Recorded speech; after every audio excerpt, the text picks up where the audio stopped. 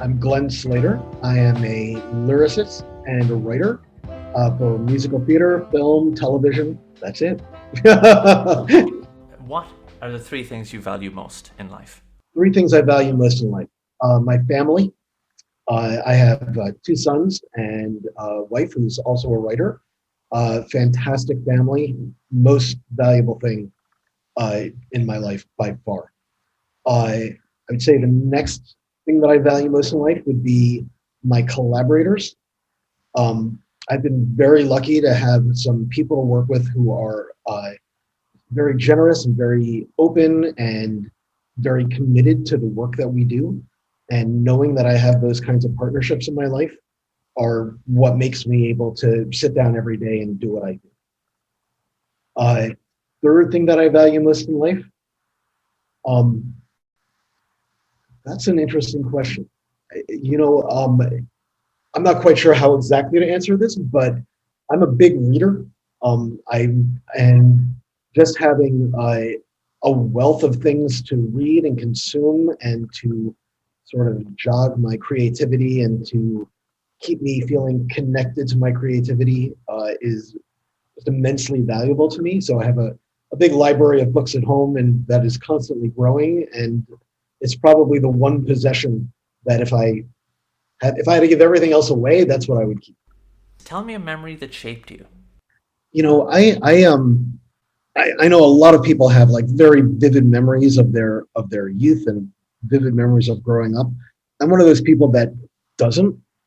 Um, and I actually have a very hard time determining whether what I have are actual memories or like memories of photographs that I saw that, that are pictures of when I was younger.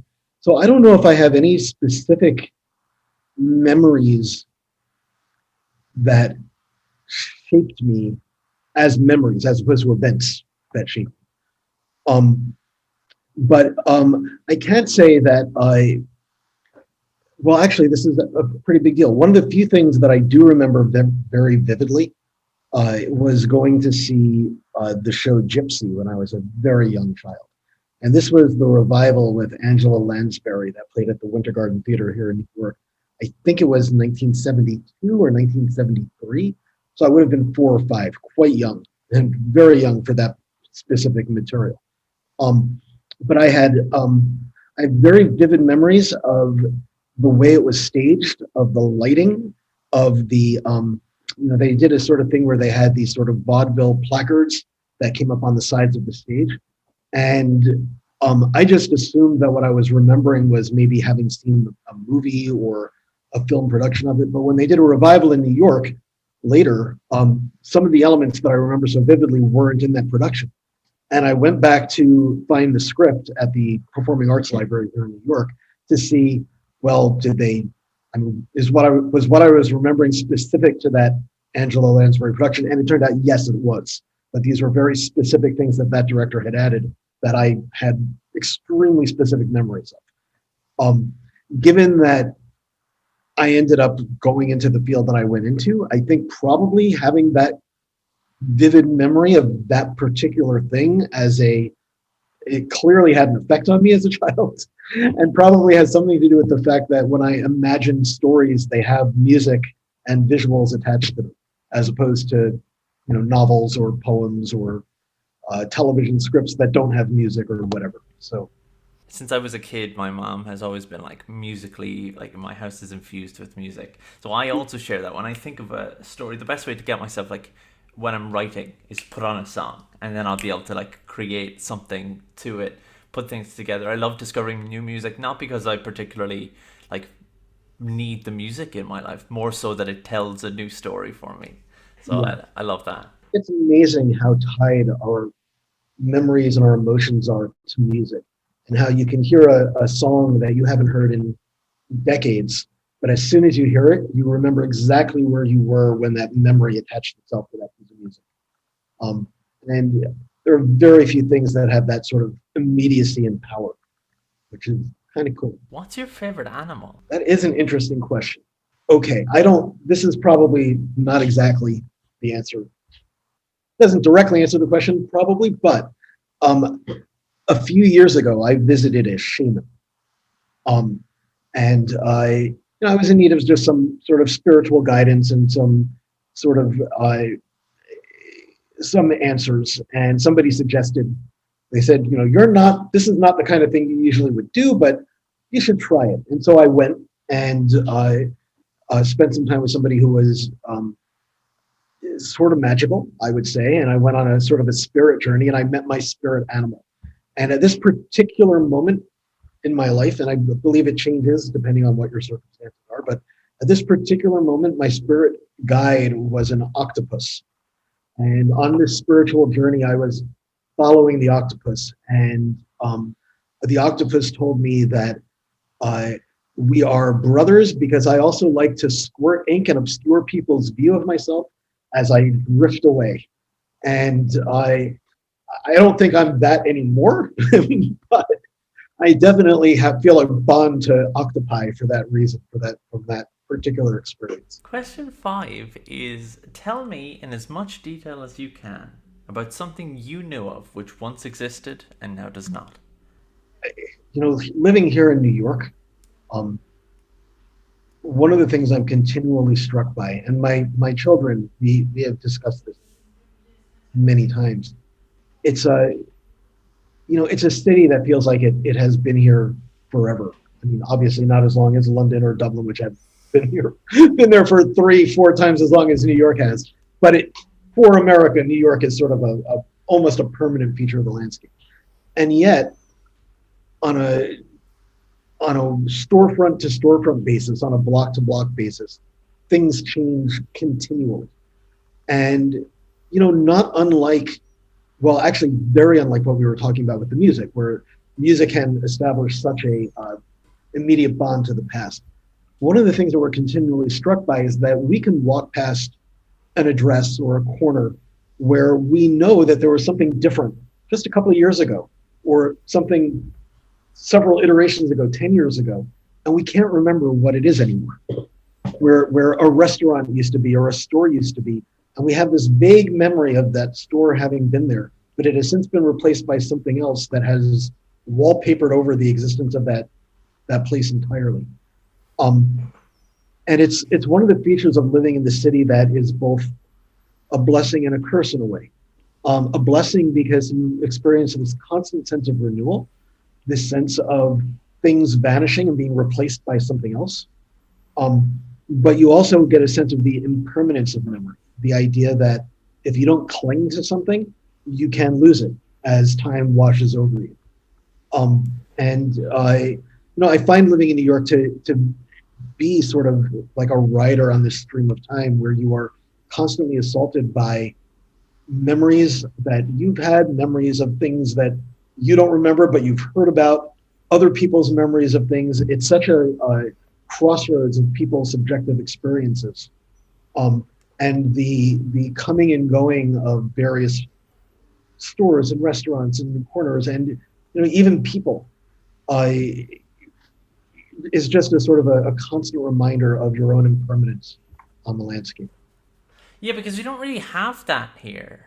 Mm-hmm. Because everything in Ireland is old, right? Mm-hmm. Like the city, like Cork, was burnt down in 1921. We lost so much when things are destroyed here, when we lose storefronts here. Yeah. There is a sense of history. There's a reason why many storefronts keep the building that they were in behind them. Like if you go to Cork, if you look above the second story, you'll see that like established 1921, just to kind of keep the idea behind. Or like walls can be older than America here. So it's very interesting to see the complete opposite side of this and what it essentially means to live on the ship of Theseus.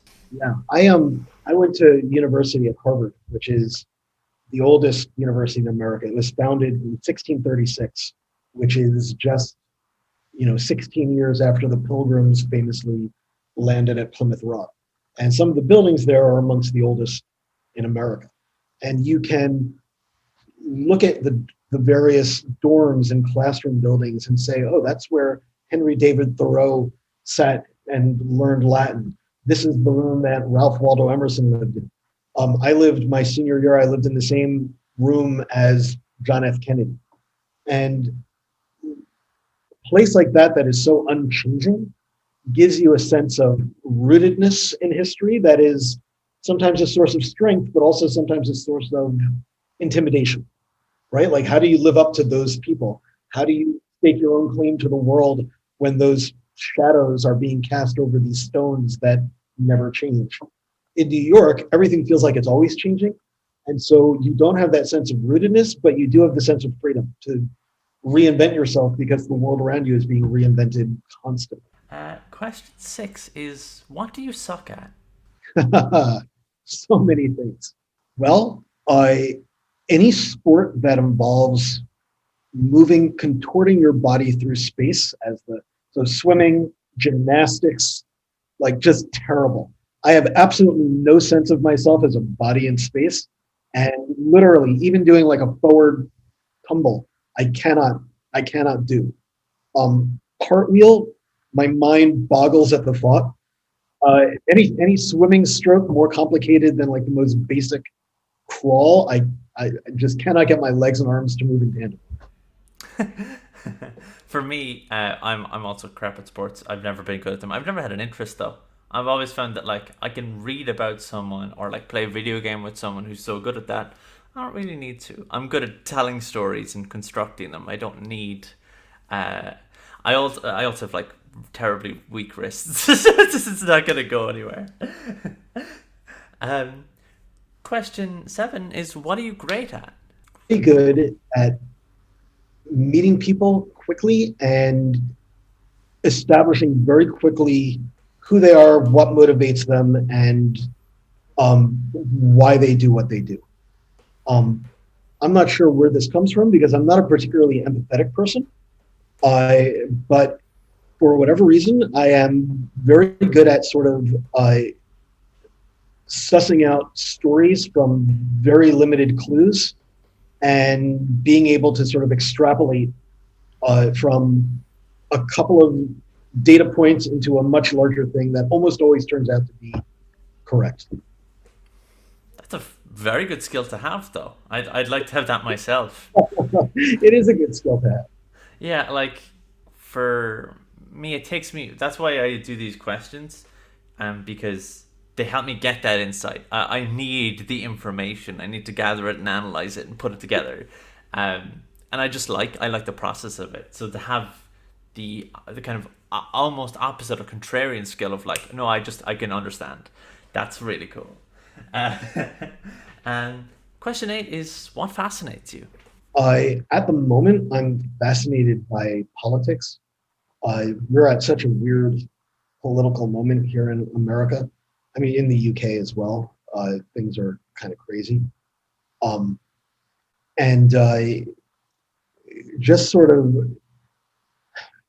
combing through the current events, the way people are understanding, misunderstanding, interacting, failing to interact at this bizarre crossroads moment in our history where we are sort of teetering at an inflection point between what feels like tipping over into an authoritarian statist system and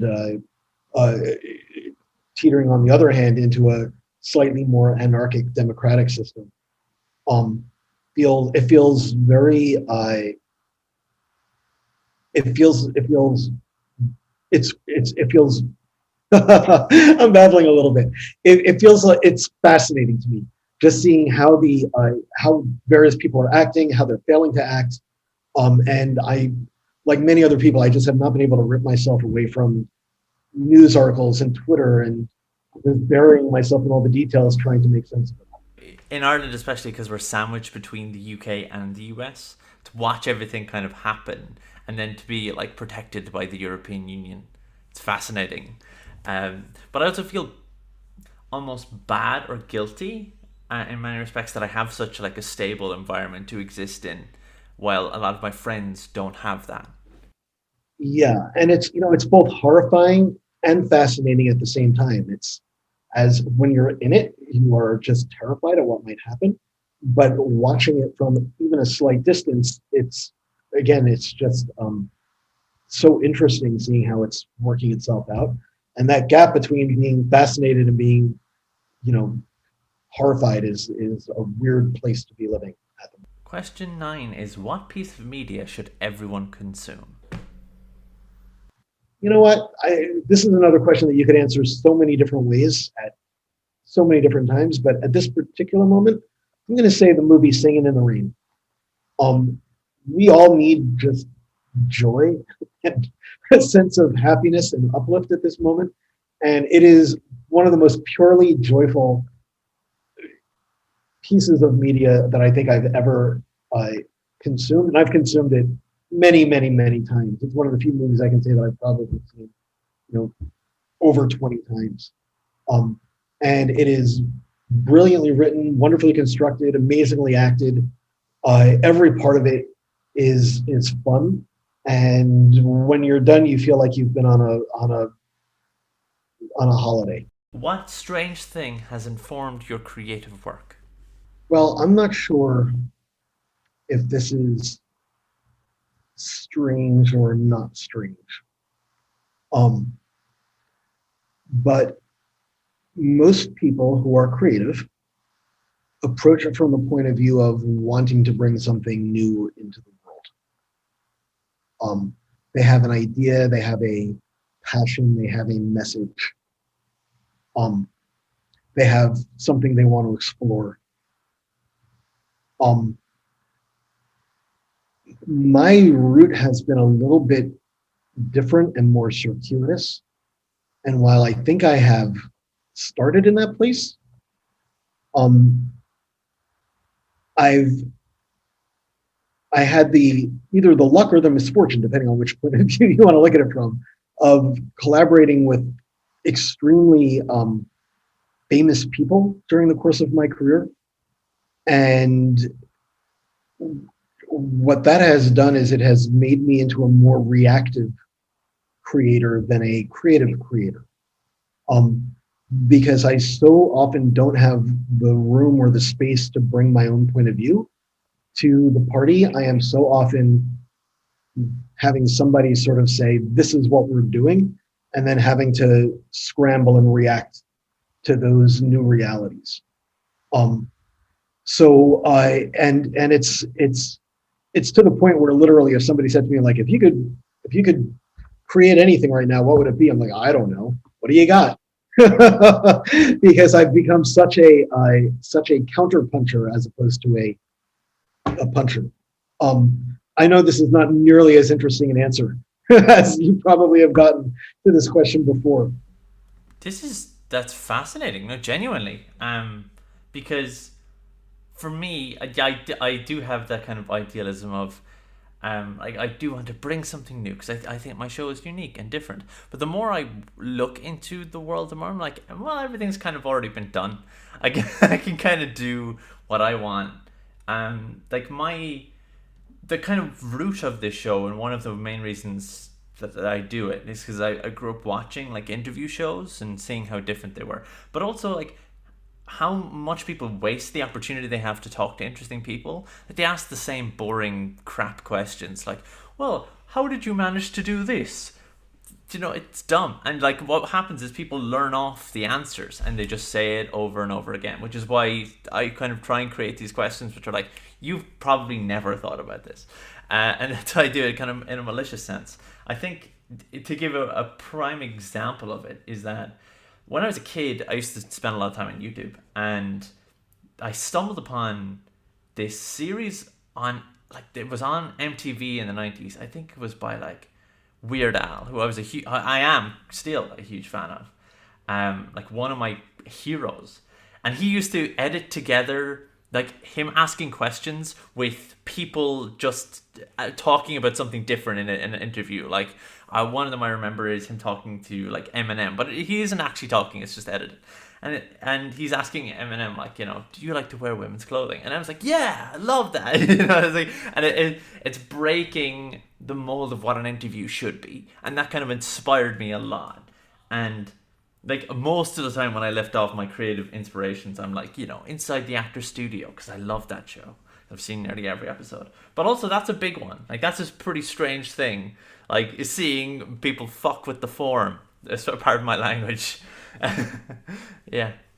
So I like that answer. No, I think it's really cool. Did you ever have an epiphany? If so, what was it about? Oh, I've had many epiphanies. Um, and uh, you know, some having to do with what I should be doing with my life, some having to do with what I shouldn't be doing with my life. Up until I was 21, so all through high school and university, I I considered myself to be a composer, and I wrote music, and that was what I did. And I came to New York afterwards with the idea of I'm going to be a composer. And then I actually met composers, and I had an epiphany, which was, oh my God, I have just spent, however many years of my life learning to do this thing that I'm not very good at and is probably the wrong path. And what I'm good at is not writing the music. I'm good at talking about the music and interpreting the music and at making the music do things, but not at the actual making of the music. And I basically stopped playing the piano that day. Um, I literally just bought a piano. I just spent like, I had saved up for however long to buy a piano for the first apartment that I had in New York. And I almost never touched it after that. It was that strong of this was the wrong thing I should be spending my time on.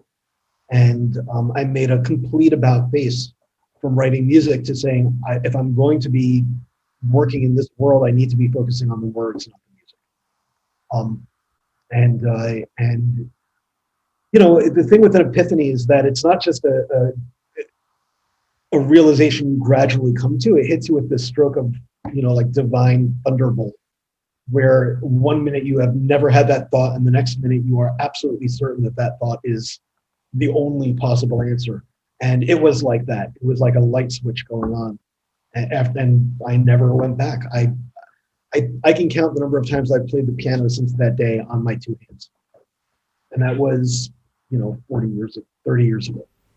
What's just the best feeling? That's difficult to answer because I don't know what causes it, and I don't know what it means necessarily. But there are moments when you have complete confidence in what you're doing, um, where you just know the answer, you know that you're where you're supposed to be, and you feel like you can do no wrong. Um, and when you walk down the street, it feels like everybody is smiling at you. It feels like you have perfect posture. You're wearing the exact right thing. It feels like everybody on the street is good looking, and that wherever you're going is the place you're supposed to be. It doesn't happen very often, uh, but it's those moments where you just know you're on the right path, and everything feels right. Um, so much of I find so much of the creative process to be a sort of poking around in the dark and playing pin the tail on the donkey often, where you have sort of clues of what you're supposed to be doing. You have kind of an idea of what you want. You sort of know who your audience is or what you're supposed to say. And it's a lot of groping in the dark and sort of banging your head against the wall, hoping that you found the soft part in the wall where you'll bang your head and you'll break through somehow. But every so often, you find a line on something where you just know what to do. You know that you've got the right song title. You know that have you're saying the exact right thing. You know that the piece of music you're working with exactly captures what you're supposed to be doing. And in those circumstances, everything seems to just write itself almost. And that halo that you get from it extends around you and sort of lasts throughout the day. And so those are the times when I get that feeling where it's like, everything's the right temperature and every smell is a good smell. Yes, yes. Like the way I have described it to my friends is the search for the vague smell of pie. Like if someone in your vicinity is cooking something, and you just have to find it. Mhm. I I live for the pursuit, and I live even more for the pie. Uh, that's a great answer. Um, Next question is: do you say "I love you" too much or too little? I don't think you can say it too little. I take it back. I don't think you can say it too much. And I definitely don't say it too little. I probably tell my two teenage boys that I love them like 8 times a day. So I yes, it's something that nobody doesn't like to hear. Like who doesn't want to hear that you're loved? And it's something that if you feel it, it feels so good to tell somebody that why would you not take the opportunity to do it? I'm not sure what you gain by hiding that. Um, and I just putting it out there, and if you're in a situation where you're not sure whether or not it's something that somebody wants to hear, just putting it out there, it changes the world around you, and it either makes it something that that person wants to hear, or lets you know that all right, you made the attempt, and you made the attempt to connect, and maybe it didn't work, but now you can move on without fear that you have not expressed something that you could have expressed. So I mean, I come from a very demonstrative family, and I know intellectually that there are people who grow up not having that connection with their parents, or not having that connection with their children, or with their wives or loved ones or whatever. Um, but it boggles my mind. I spent a little bit of time doing a musical adaptation of the movie Field of Dreams, which is famously about a man whose father basically never told him that he loved him and could only connect with him through baseball. And the whole time I worked on it, I kept thinking, I am so the wrong person to be doing this, because this emotional feeling of not being connected to a loved one because you were afraid to tell them, or couldn't tell them, or didn't know how to tell them, is the opposite of everything I've ever experienced in my life. It just seems crazy to me that people go through their lives like that. What is the most valuable thing you have ever learned? The big life lesson that I have learned is that you cannot control how lucky you are, but you can put yourself in position to take advantage of luck when it happens to you. My entire career is basically a string of lucky interactions, of some chance meeting turning into another chance meeting, turning into something happening at the precise moment when I was there to be able to say yes to something else that led to something else. It's whenever I talk to younger writers, it's like one of those, all right, I'll tell you the story of how I got here, but it's totally useless because it's not reproducible in any way. Like it's just a random series of events. There was no plan that led there. But the one piece of advice I can pass on is that so many people get to where they are in life by these strokes of luck that you cannot control. But what you can do is you can be in position to take advantage of them when they happen. You can have done the groundwork. You can have put in the time thinking about what ideas you'd like to execute, so that when you're in an elevator with somebody who can execute them and they say, hey, what would you think of, if you had $1,000,000 and could do anything, what would you do? You have an answer that you can say. So that when somebody says, would you like to take a meeting with so-and-so, you can walk right in the room and say, oh my God, I love your work, and here's what I know about you because you've done your homework. Being able to get up on a stage and perform something you've written at the drop of a hat. Being able to walk into a room and give a 1-minute pitch about what you want to do. All those things that are kind of groundwork laying things, you can lay that groundwork and be ready for when that stroke of luck happens, to walk up to that stroke of luck and grab it. It's something that it seems obvious, but I know so many writers and creators who are unbelievably talented and who have never had those moments of luck. Or if they did have those moments of luck, mishandled them. And it's, again, you can't control for it, but you can learn, you can make yourself available for them to have.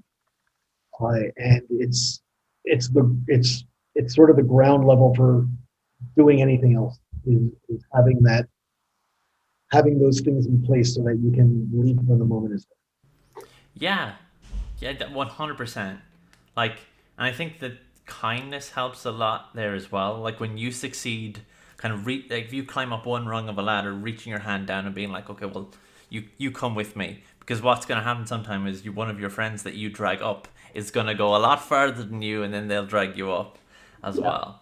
I would say the other important thing that I've learned, and this was after years and years and years of therapy, and sometimes it doesn't quite stick, but um, I spent a long time thinking that I was the smartest person in the room, and learning that you are not the smartest person in the room. You're not always the smartest person in the room, or you're not the only smart person in the room, is something that is super important to learn, because ideas can come from anywhere, and the smart answer isn't always necessarily the right answer. And approaching everything with the humility to know to know that you don't know everything, and that there may be wisdom and direction in places that you, with all your cleverness, would not have thought to go, it's humbling, but it's also I have stumbled upon so many great things by putting my ego in check and sitting back and saying, you know what, I think I know the right answer, but your answer might be right too. Let me hear it, and maybe it will turn out to be more right. How do you feel about death? I don't have a strong opinion about death one way or the other. Um, I'm Jewish. I grew up in a family that was more secular than religious. Um, my family, my current family, is also Jewish, more secular than religious. Um, it's the whole idea of the afterlife, or where we're going, or blah blah blah, is not something I dwell on a lot. Um, one of the I think one of the hallmarks of Judaism as a religion is that, unlike Christianity, Islam, several other religions, which are more focused on eschatology, on what happens after you die, on your reward or punishment for how you lived your life, Judaism is much more focused on just the life that you're in right now, and is a lot vaguer on what happens afterwards. Um, there is no heaven and hell in classical Judaism. There is no reward or punishment. Your reward or punishment comes in the interactions you have in the community that you live in, rather than in something that happens afterwards. So it's not something I dwell on a lot. Um, I also don't dwell at all on the idea of, like, will my work be remembered when I'm dead, or what will my, um, in keeping with the idea that I, I don't really have any thoughts about what's going to happen, where I'm going, or whatever. I don't really have any thoughts about what people are going to think of me after I'm gone either. So it's not a real factor in my. What makes you smile? Well, okay, this is corny, but I have to say I've been married for over 20 years, and the highlight of my day is still when I get home after a day of work, and walk into our home and I see my wife for the first time. Makes me smile every time, every time. What role do you think joy plays in your creative process? Huge. Um, well, so it's sort of a double-edged sword, because I I I find the expression of joy, of writing the song that captures joy, to be key to what I do. I am not an angst-filled writer, and I am not a writer who dwells necessarily on big ideas, but a lot of my work is about um, working through things to find that moment of joy, to find that sense of rightness, to find that place where things are feel right. Um, and so it joy is sort of the beacon and the light that I am constantly trying to capture. And when I do it, greatest feeling in the world. That being said, the process of getting there is usually not that joyful in and of itself. The actual process of doing it is more angst-ridden and frustrating, and and joyless in some ways. I mean, not joyless, but it's how you know that you're on the scent when you get that glimmer of that feeling of joy. It's like, okay, I'm in the right direction. Now I'm getting it. Now I'm getting it. And if it takes me, usually I would say it takes me between 4 to 6 days to write a song. Those first 4 days are the joyless days. That fourth day is when I start getting those glimmers. And then the last 2 days are a much more joyful process. And it's usually because I've sniffed out, here's how I get to my happy place. And here's how I can express that happiness so that an audience will feel it as well. What's the luckiest thing that's ever happened to you? Well, again, so many. I mean, my whole career is a whole bunch of coincidences. The inciting event, really. When I was in high school, I wasn't really involved in theater at all. I saw Broadway shows, I watched movie musicals, but I knew a lot of the songs and scores, but I had no interest in it as a career, as a way of life, or anything like that. I was in a rock band with some older musicians, and I was writing some songs for the band, and because I was the pipsqueak, they never wanted to play my songs. And it just so happened that the drama department at our school was putting together a sort of a student-written musical that was just a series of vignettes about life in high school, what it was like to be a teenager in the mid-'80s. And because it was all student-written, they wanted a student to write the music as well. And I answered the ad that, the drama director put an ad in the school newspaper, and I went to the meeting at the time that the ad said to arrive, and I was the only one there.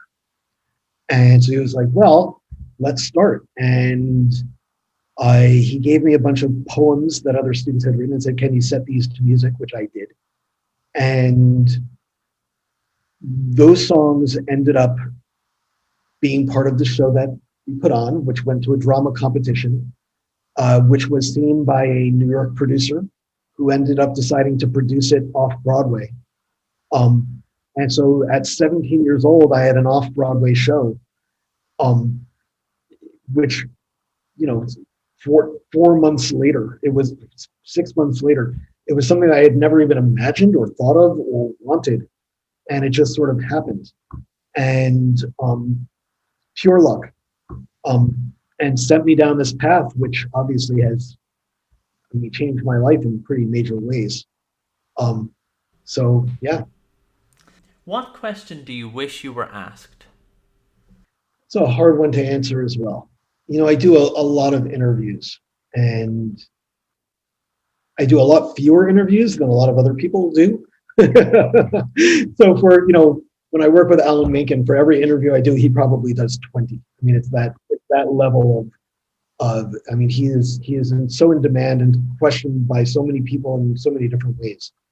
And usually when I do interviews, it's not like this at all. It's a handful of questions of like, what is it like to work with Alan Menken? Like that kind of very basic level stuff. So I've gone through my career feeling fairly unheard in a lot of ways, and always sort of the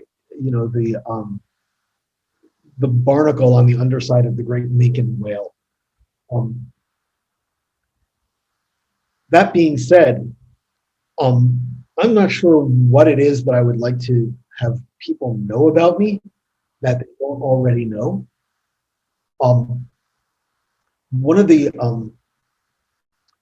the things I try to hold to when I write, and this is a theater truism in a certain way, but as a lyricist and as a writer, one of the things I don't want to do is I don't want listeners to be listening to a song I've written and think, ooh, what great lyrics those are. I want them to listen to the song and just hear the character singing, and as if it were the most natural thing in the world, and as if it were unwritten by anybody, as if those words always existed, or as if those words were just spontaneously coming out of the character's mouth. So a lot of what I do is self-effacing in a way. Is trying not to be seen, trying not to be heard, trying not to be the focus of the questions. And often I think the more I answer questions, the more I try to put myself at the center of attention or in front of the microphone, the more of a disservice I'm doing to what I actually do. So I don't know if there's anything that I particularly want to be asked. I love answering questions and I'm having a great time doing this. And I love being the center of attention for however long an interview lasts. And I, like anybody's ego, I love, feeling like I matter for that moment. But as an artist, I feel the exact opposite. I feel like I want to hide from the audience. I don't want to be seen. I want to disappear so that you're not experiencing me. You're experiencing the story, the character, the emotion without being aware that there's somebody with a pen on the other side of that. So yeah, sorry, that was a sort of a deflection. What are you most proud of? By far most proud of my children, who are amazing and brilliant and just great kids and great human beings. I am not a writer who is particularly proud of his work. I am the kind of writer who looks at everything I've ever written and all I see are the flaws, the mistakes, the things I could have done better, the opportunities I missed, what doesn't work, what got cut.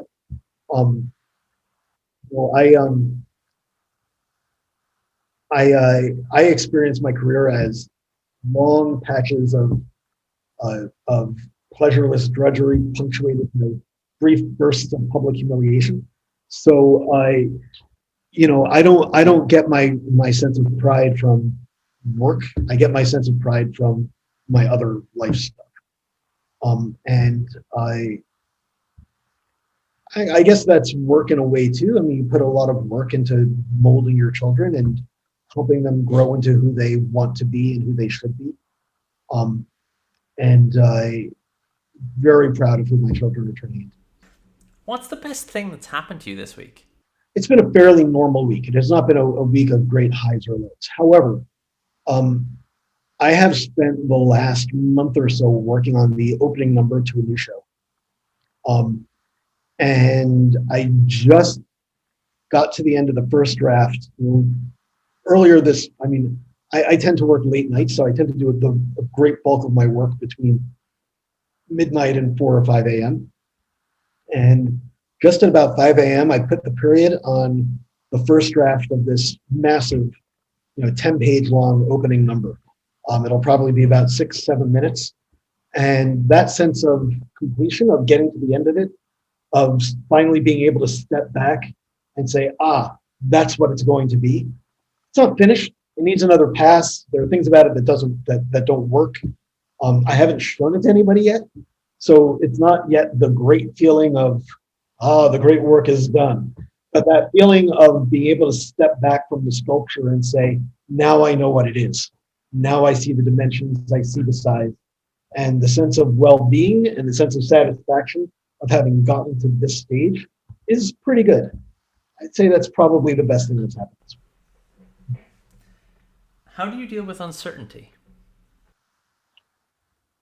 Badly. And there's so much of it. I think when you are a creator of things, much of your life is uncertainty. If you're writing a Broadway show, you don't know if that show is ever going to get on. If it does get on, you don't know if the song you're working on at the moment is going to be in it. If it is in it, you don't know whether or not it's going to be performed well or received well. It's just uncertainty up and down the board, and it's magnified by every moment of everything. That's magnified by the uncertainty of, am I working on the right show at all? What are other people working on that might be better? Is what I'm working on going to hit the zeitgeist in the right way, or am I toiling away at something that's going to not find a listener, not connect with people?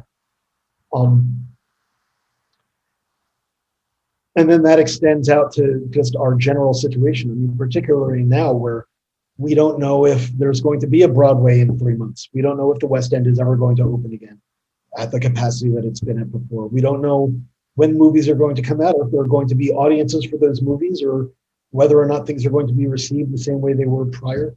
And the political situation, as we've already mentioned, is a complete mess. So it just feels to me as if I'm constantly swimming in a sea of uncertainty. And, the way I deal with it is simply to focus on whatever task is right in front of my face. What can I accomplish right now? What is the most important thing in this moment? And sometimes the most important thing in this moment is finishing the song that I am on at that particular moment.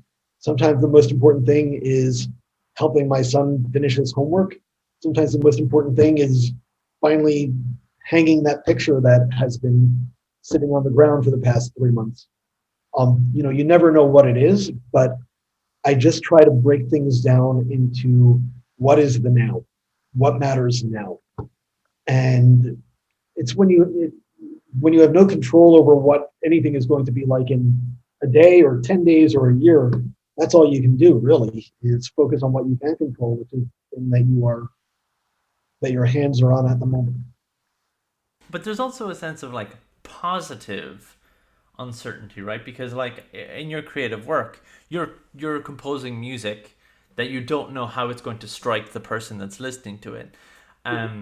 Like an example for me was like, I don't listen to loads of musicals.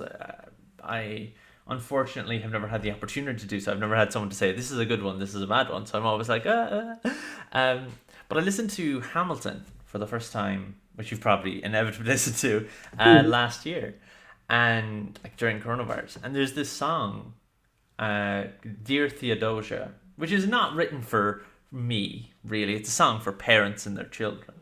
Mm-hmm. But that struck me in such a way. And so as a creator, when I was creating this show, I found my show hits people in ways that I don't even dream of. And so that's the uncertainty that I live for. Like, I agree with you in all the uncertainty that you've just said. But also I think I deal with positive uncertainty by trying to cause it, being like, okay, feel something different. So I don't know. I think there's an opportunity in it. Yeah, I mean, I find that the uncertainty is, there are times when it's a positive, when the uncertainty manifests as a sense of possibility. And then there are times when it's a negative, in which it presents a sense of ever-shifting bars that you can't quite find your way out of. For me, so one of the questions we were talking about, what do I like to be asked? One of the things I don't like to be asked is, which comes first, the music or the lyrics? Which is like every reporter's first question, and usually the last question as well. And the reason is that there's no real answer to that. It goes lots of different ways. But I find that if I don't know exactly what I want to say, I can't write lyric verse, because it can be anything. And the number of branching possibilities, it becomes this sort of forest of uncertainty where I lose the sight of what path I even want to be on, because there are so many different ways to do it. I prefer greatly, particularly when I work with an Alan Menken or an Andrew Lloyd Webber, who are such amazing composers and such great melody writers, when they give me a melody and I can say, okay, so that's my path. That melody is the pathway. And if everything else is uncertain, that alone is my certain thing. That's my assignment. And knowing that I have a certain path to walk helps me organize the uncertainty around that path in a way that I find enlightening and helpful. Without that path, it can be overwhelming for me. And when they're not certain about something, so for example, right now, Alan and I are working on an animated film, and we're trying to write a song, and we're not quite sure what it needs to be or how it's supposed to sound. And usually with Alan, he is very good and very intuitive at saying, this is the emotional content. And he'll just write something very quickly, and he'll say, yes, that captures exactly what that character feels. Right now, he's like, I don't know, it could be this, it could be that, it could be that. And having him be uncertain is driving me insane. every thing that he puts out there that he's not sure about means that I'm spinning double possibilities and triple possibilities and quadruple possibilities into this cloud of unknowing that I cannot see my way through at all. So it's as long as I have just a foothold in the uncertainty, I feel like it's a good thing, because it's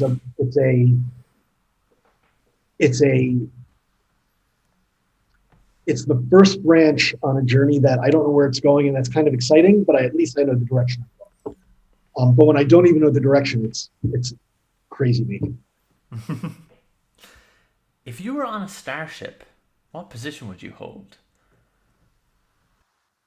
I feel like I would be the ship's archivist, the person keeping the journals and keeping the information straight, and reminding people of where we've been and reminding them of where we're going. I tend to think in arcs and stories and paths and themes, and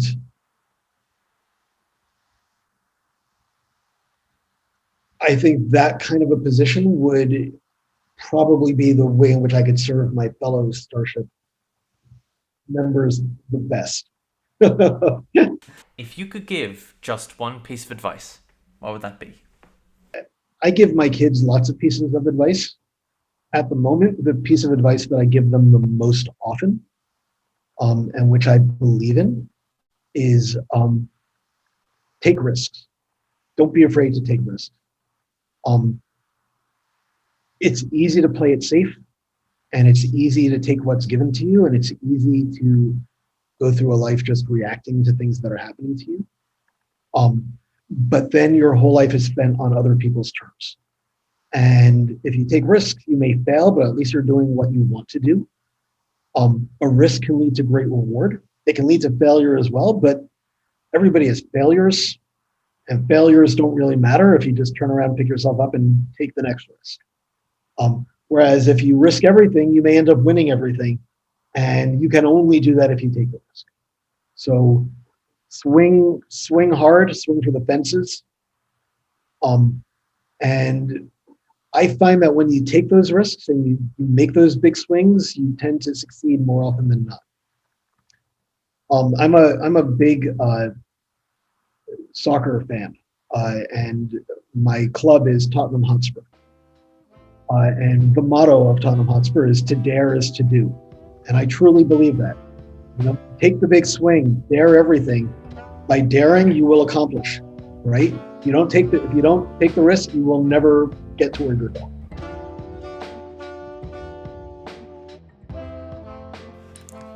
Hey folks, it's Tess from the Curiosity Project.